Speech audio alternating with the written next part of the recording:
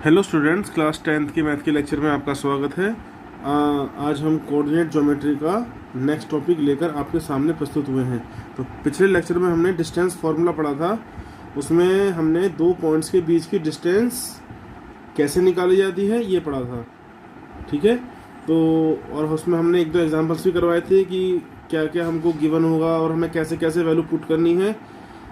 आज के लेक्चर में हम कुछ स्पेशल टाइप के क्वेश्चंस कराने वाले हैं डिस्टेंस फॉर्मूले के ऊपर, ठीक है। तो इस लेक्चर को बड़े ध्यान से सुनिएगा स्टार्टिंग से लेके एंड तक, तो आपको समझ में आएगा, ठीक है। पहले मैं क्वेश्चन लिखता हूं।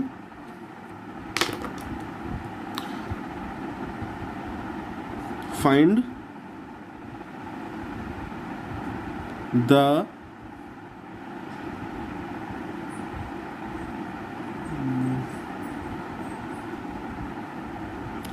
ये नहीं, इफ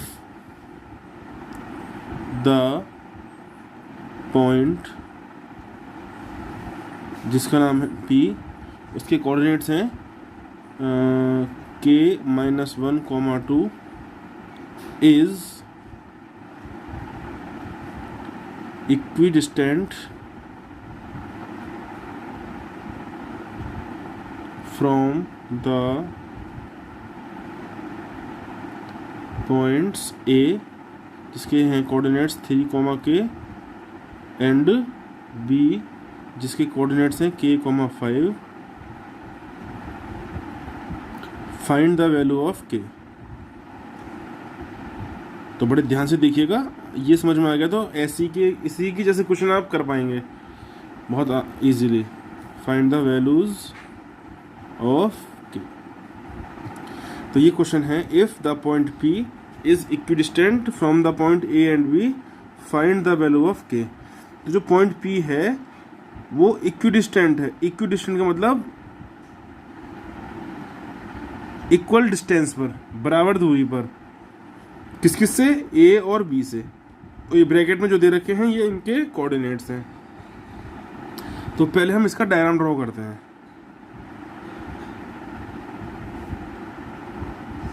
तो ये पॉइंट है A और ये पॉइंट है B। तो इक्विडिस्टेंट अगर वर्ड आ जाए तो समझिए कि ये वो पॉइंट एकदम मिडिल में होगा। जितनी दूरी A से होगी उतनी दूरी B से भी होगी, और इस पॉइंट का नाम हो गया P, और ब्रैकेट में लिख देते हैं इनके कोऑर्डिनेट्स।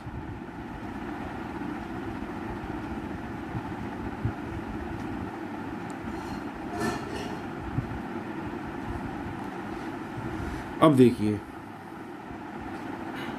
अब चूंकि पॉइंट P A B के एकदम मिडिल में है, तो जितनी डिस्टेंस ये होगी P से लेके A से लेके P तक की, उतनी डिस्टेंस P से लेके B तक की होगी। तो हम लिख सकते हैं AP is equal to PB, क्योंकि डिस्टेंस दोनों की बराबर ही तो है। बराबर नहीं होती तो हम ऐसे नहीं लिख सकते थे, बराबर है तो लिख दिया हमने। अब यहाँ पर आप लिखेंगे distance between A and P का फॉर्मूला, और इधर लिखेंगे distance between P and B का फॉर्मूला। तो जब PA आप लिखेंगे तो P से आगे तक का एरिया भूल जाइए। तो मैं अलग से लाइन ड्रॉ कर रहा हूँ। तो ये हो गया पॉइंट A और ये पॉइंट हो गया P। इसके थे 3, K और इसके हैं K-1, 2। तो पहले हम AP के लिए लिखेंगे फॉर्मूला दो पॉइंट्स के बीच की डिस्टेंस का। तो क्या होता है फॉर्मूला, ये होता है x2 माइनस x1 का whole square plus y2 minus y1 का होल स्क्वायर। PB का हम लिखेंगे बाद में, तो पहले हम इसी को देख लेते हैं। x2 की वैल्यू कितनी है, K-1,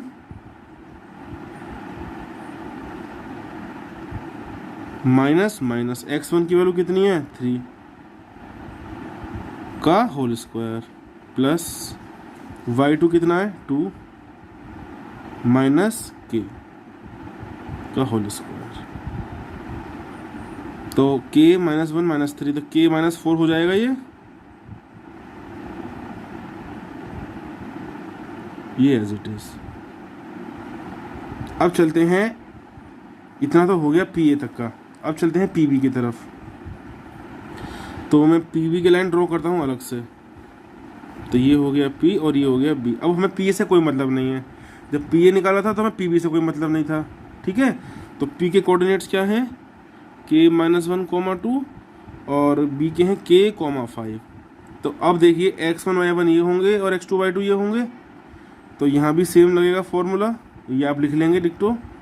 अब यहाँ पर हम वैल्यू पुट करते हैं, x2 - x1 तो k -1 का whole square plus y2 - y1 का होल स्क्वायर, तो 5 - 2 का होल स्क्वायर।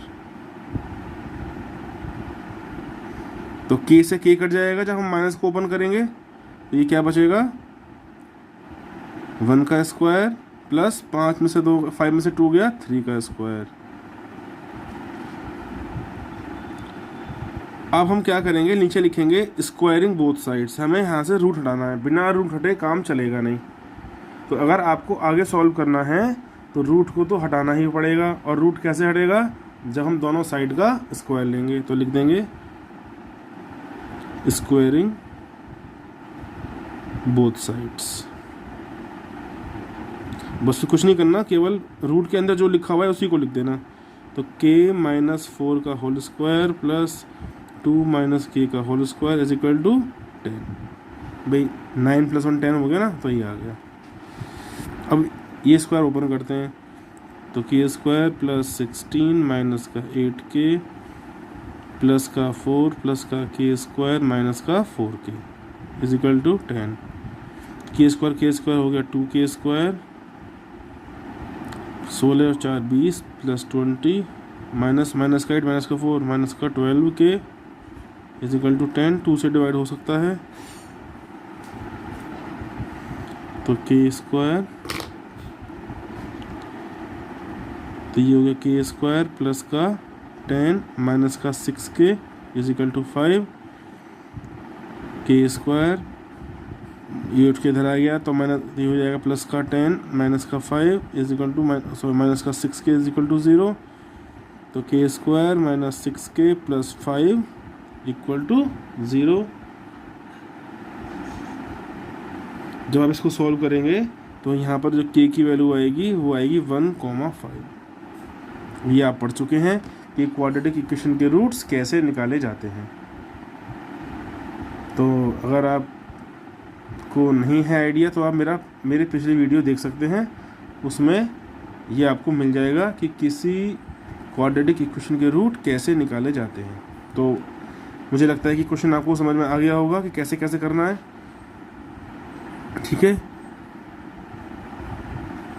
अब एक क्वेश्चन और करते हैं, वो आपकी NCERT की बुक और एक्सरसाइज जो भी है, शायद 7 चैप्टर है उसका या 6 जो भी होगा, पहले एक्सरसाइज में क्वेश्चन दे रखा है।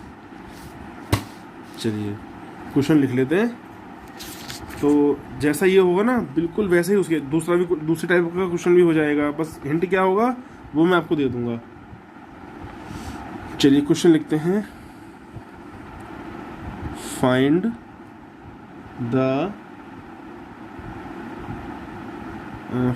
Those points on the y-axis each of which is at a distance of 13 units from the point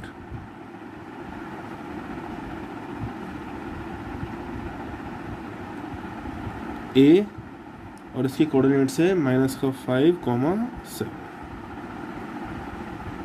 ये है क्वेश्चन। ये हमने डायग्राम ड्रॉ किया है, ये y एक्सिस और ये x एक्सिस। तो हमें y एक्सिस पर पॉइंट निकालना है।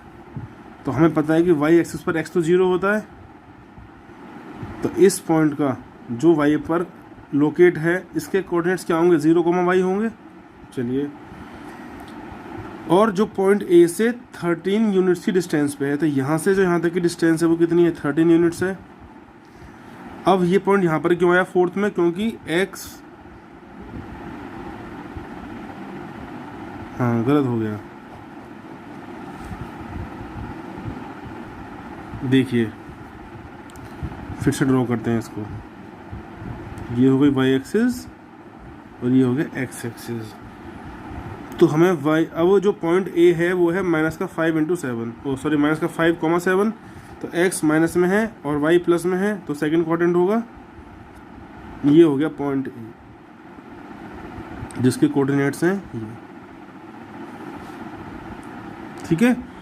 और हमें पॉइंट निकालना है वाई एक्सिस पे, वो यहाँ पे कहीं भी हो सकता है, तो हमने उसको यहाँ मान लिया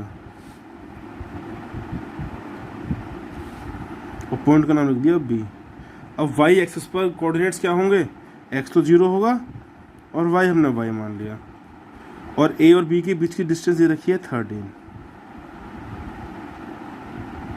तो हमें क्या करना है, कुल मिला के वाई निकालना है। एक्स तो जीरो रहेगा ही रहेगा, बस वाई मिल जाए हमें। तो हम ए और बी के बीच की डिस्टेंस का फॉर्मूला लगा सकते हैं।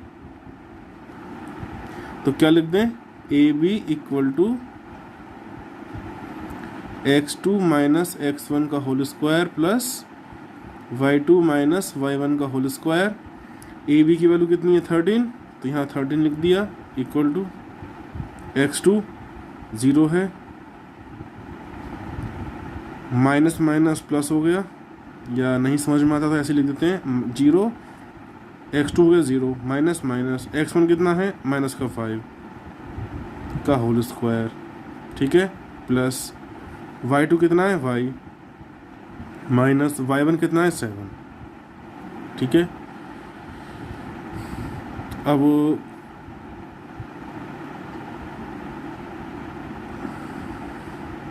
तो ये प्लस का 5 हो गया और 5 का स्क्वायर हो गया 25 प्लस y माइनस 7 का whole square as it is. अब हम दोनों साइड का क्या कर देंगे, स्क्वायर कर देंगे, तो नीचे लिख देंगे स्क्वायरिंग बोथ साइड्स, ठीक है।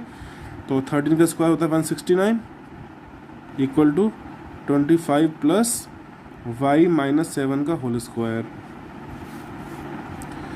ये इधर आ गया, माइनस का हो जाएगा 25, तो कितना बचा 44,